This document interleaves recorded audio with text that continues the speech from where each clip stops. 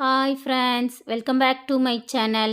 இன்றைக்கி நம்ம சேனலில் பார்க்க போகிறது சூப்பரான ஒரு டிஃபன் சாம்பார். இந்த சாம்பாரோட ஸ்பெஷல் என்னன்னு பார்த்தீங்கன்னா, இதில் பருப்பு சேர்க்காமல் நான் செஞ்சுருக்கேன். பருப்பு இல்லாத டிஃபன் சாம்பார். இந்த மாதிரி சாம்பார் நீங்கள் ஒரு டைம் உங்கள் வீட்டில் ட்ரை பண்ணி கொடுத்து பாருங்கள். பசங்களும் சரி, உங்கள் வீட்டில் இருக்கவங்களும் சரி, இந்த சாம்பார் தான் திருப்பி வேணும்னு சொல்லி கேட்டு வாங்கி சாப்பிடுவாங்க. இதோட டேஸ்ட்டு ரொம்பவே அருமையாக இருக்கும்.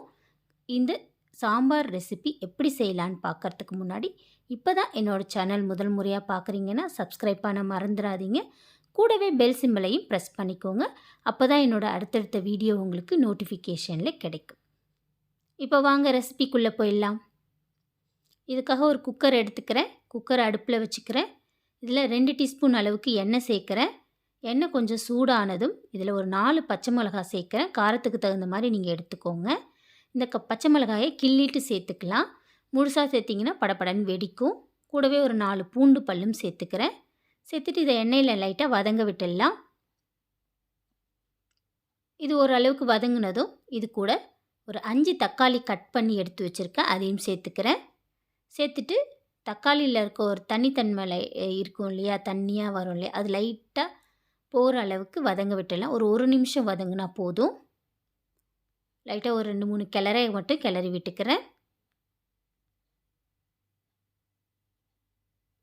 இப்போ இது கூட ஒரு அரை கிளாஸ் அளவுக்கு தண்ணி சேர்க்குறேன். அந்த தக்காளி முழுகிற அளவுக்கு தண்ணி சேர்த்துக்கோங்க. அதுக்கு மேலே வேணாம், ஏன்னா தக்காளியே ஆல்ரெடி தண்ணி விடும்.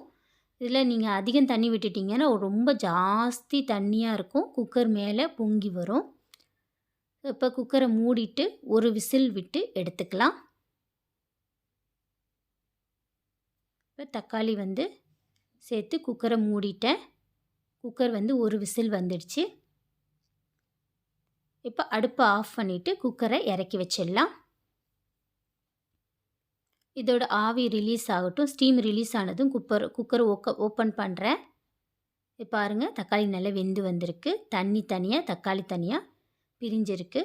இப்போ இதில் நம்ம அந்த வெந்த தக்காளியை, அந்த மிளகா, பூண்டு சேர்த்தோம் இல்லையா, இதை மட்டும் வடிகட்டிட்டு ஒரு மிக்ஸி ஜாரில் ட்ரான்ஸ்ஃபர் பண்ணிக்கிறேன். இந்த மாதிரி தண்ணியை வடிச்சிட்டு தக்காளியை மட்டும் சேருங்க. இப்போ சேர்த்ததை நல்லா பேஸ்ட்டாக அரைச்சி எடுத்துகிட்டு வந்துடுறேன். அடுத்ததாக ஒரு கடாய் அடுப்பில் வச்சுக்கலாம். கடாயில் கொஞ்சம் எண்ணெய் சேர்க்குறேன்.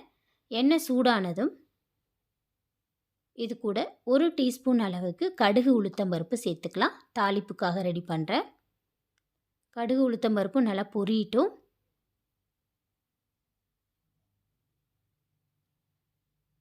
இது கூட ஒரு அரை டீஸ்பூன் அளவுக்கு சோம்பும் சேர்த்துக்கிறேன். சோம்பு சாம்பாருக்கு ஒரு ஸ்பெஷலான வாசனையை கொடுக்கும். இப்போ இது சோம்பும் நல்லா வெடிக்கட்டும்.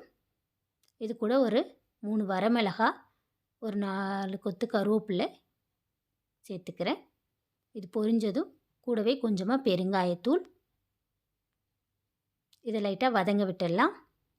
இப்போ இது கூட ஒரு 15 சின்ன வெங்காயத்தை பொடிசாக கட் பண்ணி எடுத்து வச்சுருக்கேன். அதையும் சேர்த்துக்கிறேன். சேர்த்துட்டு இதை எண்ணெயில் நல்லா வதங்க விட்டுடலாம்.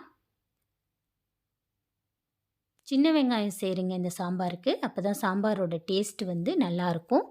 இதோட ஸ்பெஷலே இதுதான். ஸோ சின்ன வெங்காயம் சேர்த்து கண்டிப்பாக செய்யுங்க. சின்ன வெங்காயம் இல்லைன்னா பெரிய வெங்காயம் சேர்த்துக்கோங்க. அவ்வளோ டிஃப்ரென்ஸ் இருக்காது.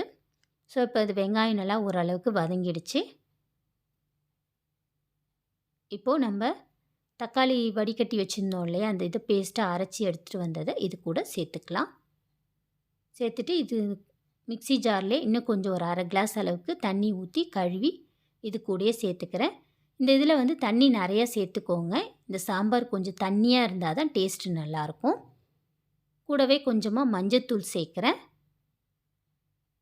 சுவைக்கேற்ப தேவையான அளவுக்கு உப்பு சேர்த்துக்கலாம். ஒரு அரை டீஸ்பூன் உப்பு சேர்க்குறேன்.